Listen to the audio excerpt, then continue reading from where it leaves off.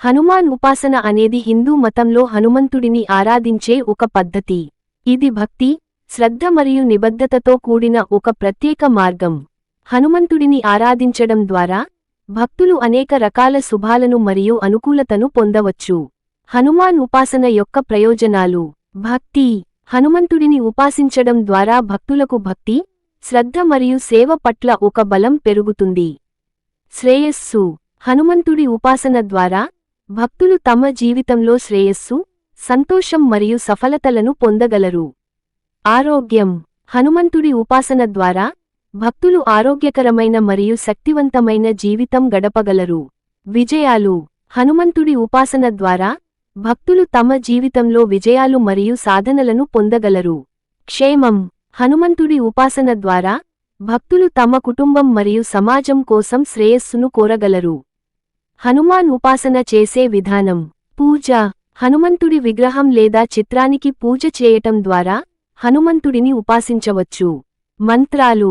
హనుమంతుడి మంత్రాలను జపించడం ద్వారా హనుమంతుడిని ఉపాసించవచ్చు. ధ్యానం. హనుమంతుడి ధ్యానం చేయడం ద్వారా హనుమంతుడిని ఉపాసించవచ్చు. ప్రార్థన. హనుమంతుడికి ప్రార్థన చేయడం ద్వారా హనుమంతుడిని ఉపాసించవచ్చు. నైవేద్యం. హనుమంతుడికి నైవేద్యం సమర్పించడం ద్వారా హనుమంతుడిని ఉపాసించవచ్చు. హనుమాన్ చాలీసా పఠనం. హనుమాన్ చాలీసాను పఠించడం ద్వారా హనుమంతుడిని ఉపాసించవచ్చు. హనుమాన్ ఉపాసన యొక్క ప్రాముఖ్యత.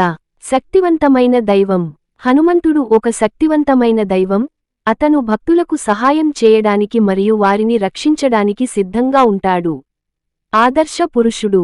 హనుమంతుడు ఒక ఆదర్శ పురుషుడు. అతను భక్తి, సేవ మరియు ధైర్యానికి ఒక ఉదాహరణ.